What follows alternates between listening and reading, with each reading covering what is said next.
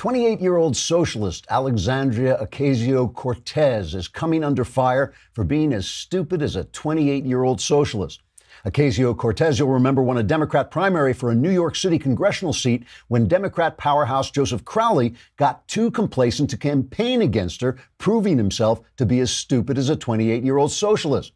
So voters couldn't tell the difference between him and Ocasio-Cortez, who actually is a 28-year-old socialist, and so by definition is as stupid as a 28-year-old socialist. Now, some of you may be saying, well, Klavan or Cleveland or Nunez or whatever your name is, just how stupid is a 28-year-old socialist? Let's find out. Ocasio-Cortez was asked if socialism is so great, how come capitalism has made people richer than they ever have been at any time in the history of humankind? Those things that you talk about, that you discuss, are part of the course of human evolution. And so I would hope that the most recent economic system, our current economic system, is the one that is most beneficial for everyday people. That's right. We just got richer because we evolved over hundreds of years under capitalism. So now it's time to have socialism so we can have the fun of going back to being gorillas again. But what about those great low unemployment numbers? We look at these figures and we say, oh, unemployment is low, everything is fine, right? Well, unemployment is low because everyone has two jobs. Unemployment is low because people are working 60, 70, 80 hours a week and can barely feed their kids. In other words, everybody has a job because everybody has two jobs. If everybody only had one job, then everybody would have a job, and that would be different. New polls are showing Democrats are abandoning older candidates like Joe Biden and Nancy Pelosi because they just aren't stupid enough, which is the answer to the question, how stupid is a 28-year-old socialist? Stupider than Joe Biden and Nancy Pelosi. Whoa. Trigger warning, I'm Andrew Klavan, and this is The Andrew Klavan Show. I feel hunky-dunky, life is tickety-boo. Birds are winging, also singing hunky-dunky-doo. Ship-shape, tipsy-topsy, the world is zippity-zing. It's a wonderful day, hurrah, hooray! It makes me want to sing. Oh, hurrah, hooray! Oh, hooray, hurrah! All right, it's here. It's Mailbag Day. It's now I'm so nervous. I'm so upset. I don't know what to talk about. We had a great conversation yesterday with Elisha. Great questions. And we've got those questions that are left. We are putting in the mailbag. But before we talk about that, we have to talk about ExpressVPN, which I love. Noel's actually told me about this. It's the only time I ever took him seriously. And I went out and got ExpressVPN, which is a virtual privacy network. That means when you make an online purchase or you're just going around looking at your email, it doesn't put your private information at risk. It takes about 10 seconds to load this thing up. It's easy to use. It runs seamlessly in the background of my computer. It's running right this minute. The protection takes one click. ExpressVPN secures and anonymizes your internet browsing by encrypting your data and hiding your public IP address. Protecting yourself with ExpressVPN costs less than $7 a month. And it just means that people can't see, if, for instance, you have a moment of weakness, you get a little drunk, you listen to Knowles' show, you don't want people knowing you're there. ExpressVPN protects your privacy. Protect your online activity today and find out how you can get 3 months free at expressvpn.com/Klavan. That's EXPRESSVPN as in Nancy.com/Klavan. 3 months free with a 1-year package. Visit expressvpn.com/ how do you spell it? All together now, KLAVAN. ExpressVPN. It's working right this minute, so Rob doesn't know what I'm looking at because he thinks I'm looking at my script. All right, so in the conversation yesterday, we had a really good question. Someone asked why I'm easier on Trump than Ben is. And I said, well, this is because Shapiro has a political outlook and I have a cultural outlook. So Shapiro is judging everything Trump says kind of individually in the political moment, where I'm always looking at the cultural the large cultural view. Where are we going? And if we're getting more free, as I believe we are under Donald Trump, then if he makes a mistake, he makes a mistake. No big deal. As long as he's appointing judges who protect the Constitution, I'm for him. As long as he is cutting back taxes, which makes us more free, I'm for him. As long as he's cutting back the administrative state and cutting back all kinds of regulations, which he is doing like no one has done in my lifetime. then the fact that he makes a mistake here and there doesn't really bother me. But there's something else that I didn't say, which is that, Ben has a legitimate, one of the things about Ben and me, I talked about this in the conversation, is we almost always see the same facts. We almost always see the situation exactly the same and then have different opinions about it, which is different than two people who can't even agree on what's going on. And Ben is concerned about the conservative movement, and he is concerned about the fact that it has hooked its wagon to Trump's star to the degree that when Trump does make a mistake or when he does one of his kind of off, he talks like a carnival barker sometimes and just says something that has no relationship to the truth. Ben doesn't like to see his fellow conservatives just follow him down that hole. Conservatives are supposed to be, attached to principle, not to persons. We're not supposed to look for our salvation in princes. Look not to princes for your salvation.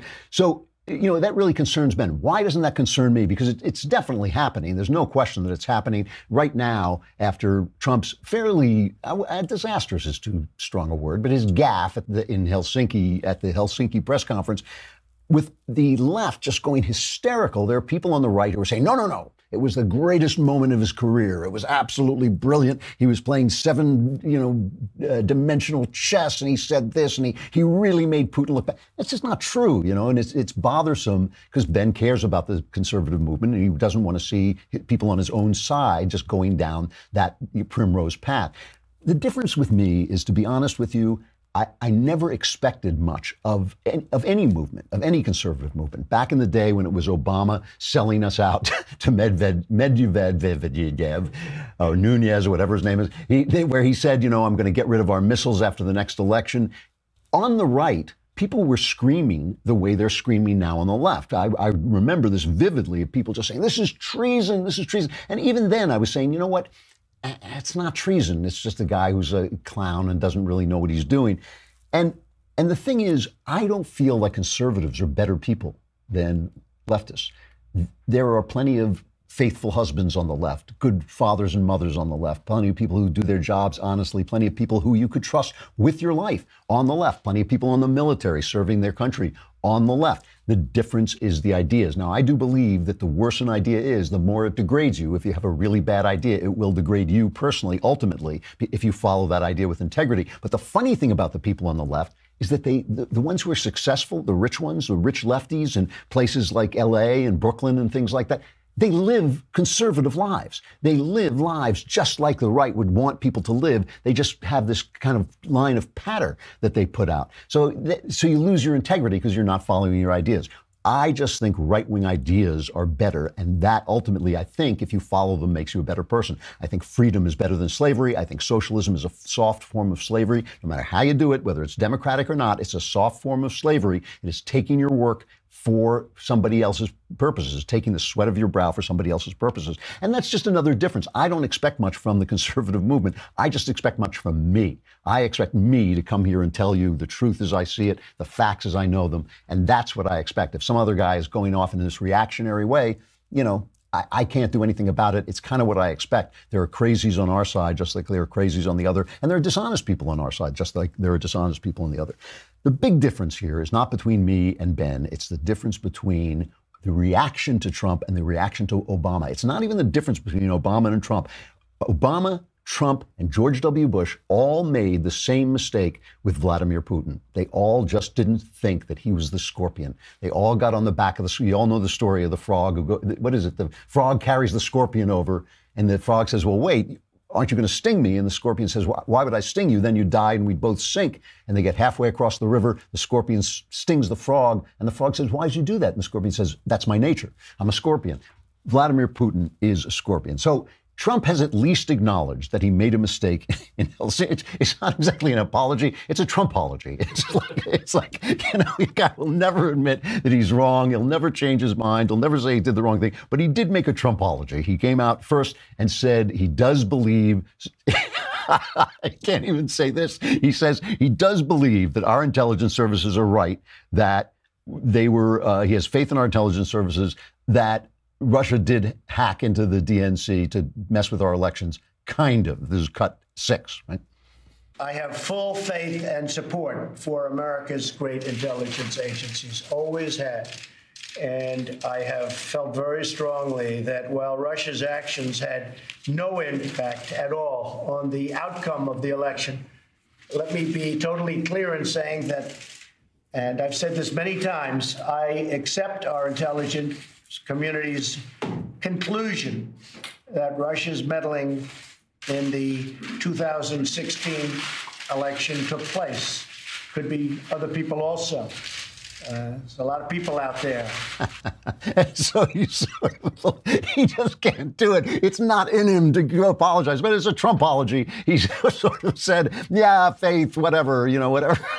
I have it. And then this was magic. I love this. This is classic Donald Trump. This is almost campaign Trump when he was really like attacking the Pope and everything like this. He says it was just one word. He went back and if you just changed one word, it all makes sense. In a key sentence in my remarks, I said the word would instead of wouldn't.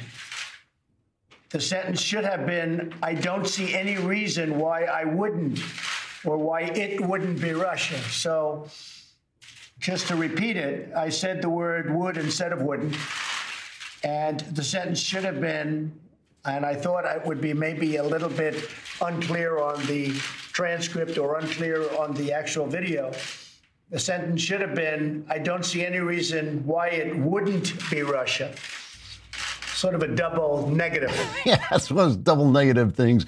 It's a Trumpology. It's like at least he admitted that it wasn't his best moment, which I think that was the right thing to do. He had to do it in Trumpian style. Why? Because he's Donald Trump. So he does things like as if he were Donald Trump. But he did make a Trumpology, and so he did acknowledge that this was not his finest hour.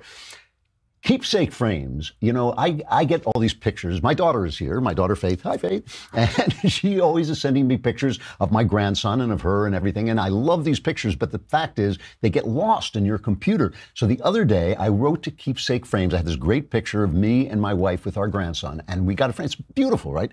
It took like a day. I mean, it went out there and came back really quick. Keepsake Frames is the easy way to frame photos from your phone in seconds, whether you're doing some home decorating or looking for a thoughtful personal gift. It's easy. You just download the Keepsake Frames app, upload a photo, and choose a frame. And every Keepsake frame is handmade in the USA from high quality materials. They even have canvas options. And because Keepsake Frames are shipped direct from their studio, prices start at just $25 and shipping is always free. Keepsake Frames brings your digital photos to life, and you can even see a detailed preview of the final product.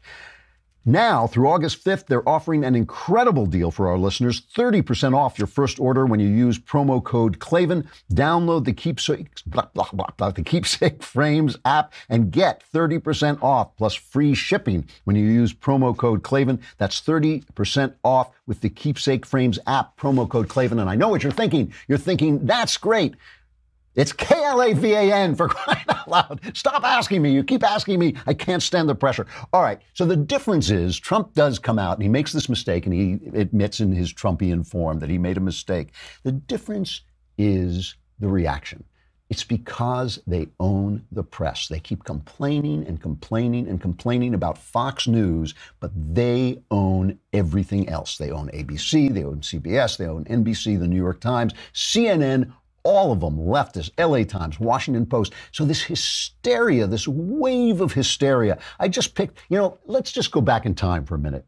When Mitt Romney, remember we've talked about Barack Obama promising to get rid of the nuclear defense shield, or not put up the nuclear defense shield in Europe. And he whispered to Medvedev, tell Vladimir that I'll have more flexibility. And Medvedev said, I stand with you. I stand with you. So he was dealing away our defenses. Because of that, Mitt Romney attacked him and said, Russia is our biggest geopolitical enemy. Here is MSNBC, Chris Matthews, reacting to that moment and with an expert. Listen to this. Mitt Romney hoped to exploit President Obama's open mic moment the other day with the president of Russia, but once again, Mitt stepped in it, calling Russia our #1 geopolitical enemy. What's this, the evil empire again? Is Romney running for president 2012 or 1952? The fact that he declared Russia the preeminent geopolitical problem that the United States faces in the world is an antiquated worldview, but it's not something that's been hidden from Romney's policy platform. He's articulated stuff like this in the past. The problem that he confronts is that it's a much more complicated situation than it ever has been, that Russia is a much different country than it's been in many decades. God, it sounds like Gene Kirkpatrick, the old neocon talk here. So back in the day, Chris Matthew loved the Simsaruskis. Today on MSNBC, and I know I'm using a liberal platform, but it is catching the atmosphere of the mainstream press. They have this expert on, their legal expert, Jill Wine-Banks. Here is her reaction, seriously, to Trump's press conference. You can't make sense of it. It's very hard to possibly analyze, and you're quite correct. The burglars were Americans. They worked for the White House. They worked for the committee to reelect the president. They weren't foreign agents, and yet we were burglarized this time by foreign agents. And it's just as serious to me as the Cuban Missile Crisis in terms of an attack or the 9/11 attack. The president is taking the side of the people who attacked us instead of trying to prevent a future attack. He has done nothing to make sure that the elections 4 months away are going to be safe. And I would say that his performance today will live in infamy as much as the Pearl Harbor attack or Kristallnacht. Pearl Harbor attack, Kristallnacht, you remember, 1938. That's when they broke all the windows of the Jewish shops in Germany, a prelude to the Holocaust. They called it Kristallnacht because of all the broken glass. 100 Jews, I think, were killed. It's Pearl Harbor. It's the Cuban Missile Crisis. She's comparing the hacking of computers by maybe these 13 guys in Russia who basically phished the DNC. They said, send us your password, and their password was password, and they sent it to them. I mean, that was the level of security these master spies had to overcome to get these embarrassing emails. That's Pearl Harbor to this woman, and that's Pearl Harbor to a lot of these people. So it's this difference of hysteria, and that is where you get this reaction from people who fight back. It's reactionary. It's literally reactionary. They're reacting to that hysteria by getting hysterical themselves and saying, oh, this is Trump's finest moment. This is Trump's greatest hour.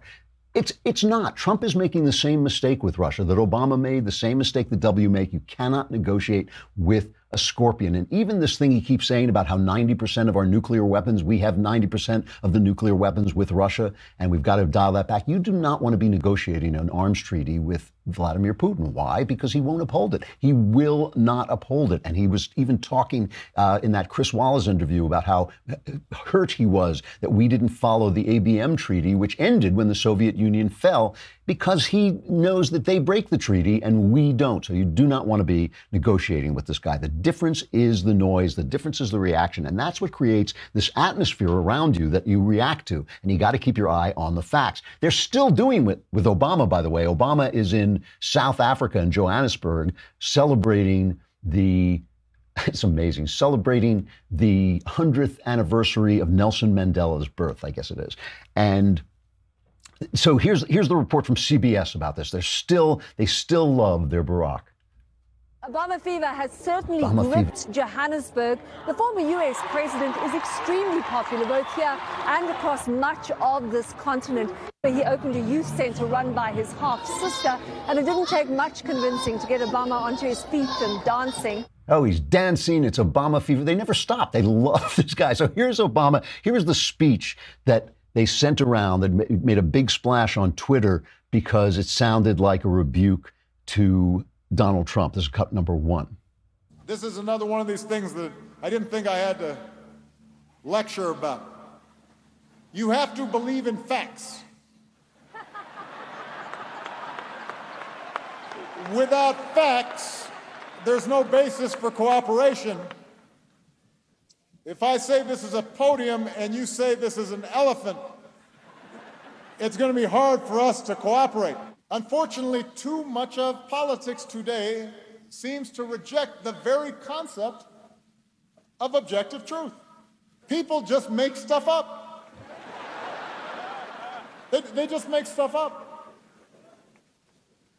We see it in the growth of state-sponsored propaganda. We see it in internet-driven fabrications. We see it in the blurring of lines between news and entertainment. We see the utter loss of shame among political leaders where they're caught in a lie and they just double down and they lie some more. So that's what Obama said, but I wanted you to hear what I heard. So I had the guys here, Rob and Emily and Austin. I had them put together what I heard as Obama was speaking. This is another one of these things that I didn't think I had to lecture about. You have to believe in facts. Without facts, there's no basis for cooperation. Blistering report tonight out saying the Obama administration in general and former Attorney General Eric Holder in particular repeatedly lied to the family of a slain Border Patrol officer about the weapons used in his death and stonewalled efforts to get at the truth. If I say this is a podium and you say this is an elephant, it's going to be hard for us to cooperate. Let me take the IRS situation first. I first learned about it from the same news reports that I think most people learned about this. I can find common ground for those who oppose the Paris Accords. Because, for example, they might say, well, it's not going to work. You can't get everybody to cooperate. Or they might say, it's more important for us to provide cheap energy for the poor, even if it means in the short term that there's more pollution. At least I can have a debate with them about that. And I can show them why I think clean energy is the better path, especially for poor countries, that you can leapfrog old technologies. I can't find common ground if somebody says climate change is just not happening, when almost all the world's scientists all right, let's cut this off. I interspersed it with all the lies that Obama told over the years, but it's going on too long because he told so many. This is the thing, you know, it was exactly the same. His form of lying. I noticed Obama's form of lying when he was a candidate. I actually wrote a piece for the Wall Street Journal that the Wall Street Journal didn't publish, and I sent it to them while he was running the first time he was running in 2008, saying this guy doesn't lie like other politicians lies. He lies with a smoothness and an ease and an immediacy that is not even like other politicians. When he says Bill Ayers was just a guy in the neighborhood, when he says, oh yeah, I never really heard what Jeremiah Wright said in church, even being there for 20 years, he lied, and his lies were much more substantial than Trump's. Trump's lies, oh, you know, I said would when I meant wouldn't. They're really carnival barker lies. Obama lied about substance, and they just worshiped him, and that is the difference, is the kind of, the noise that overrides everything that Donald Trump does and didn't override the silence that surrounded everything that Obama did. Obama is still over there. You know, he made this remark on prejudice. About cut number 10. He's in a foreign country. He's talking to the country that had apartheid, right? The country that had the systematic separation of blacks and whites, allowing whites, a small minority of whites, to run the country over the majority of blacks. And this is what he said. It is a plain fact that racial discrimination still exists in both the United States and South Africa. And it is also a fact that the accumulated disadvantages of years of institutionalized oppression have created yawning disparities in income and in wealth and in education and in health, in personal safety and access to credit. So he's comparing us and South Africa, and nobody says a word, nobody says anything. YouTube is redirecting you when you try and get back to home. They're redirecting you to the speech because they think it's so great. Well, by the way, every single one of my shows that goes up on YouTube, they tell you you can't have commercials on it because I'm just too controversial. They don't even do that to Ben. It's like, I always think of Ben as a little to the right of me, but they won't even do that to Ben, but they do it to me. So that's the thing. You're getting this absolute creation of an atmosphere, and that's what you're reacting to. You can't help but react to it. We all react to the narrative. They create the narrative, and that is the big difference between what happened in Helsinki and what Obama did when he was talking to Medvedev. That's the difference. That's the only difference. I mean, there is one bigger difference. Trump made a mistake because he's so angry at the corrupt people in the Justice Department that Obama put there to go after him. Trump made a mistake, but Obama was constantly apologizing for America, and it wasn't a mistake. He meant it. That is a big difference. All right, we got the mailbag coming up, but we got to say goodbye to Facebook and YouTube. Come on over to thedailywire.com and subscribe, because then you too can be in the mailbag. It's a little uncomfortable in there, but while you're in there, you can ask me questions and my answers are guaranteed 100% correct and will change your life on occasion for the better. $10 a month is all it costs, $100 for the year, and you get the Leftist Tears tumbler, which I guarantee you, it may not fill up today because they've got a little bit of a case today. Don't worry, tomorrow will be another day.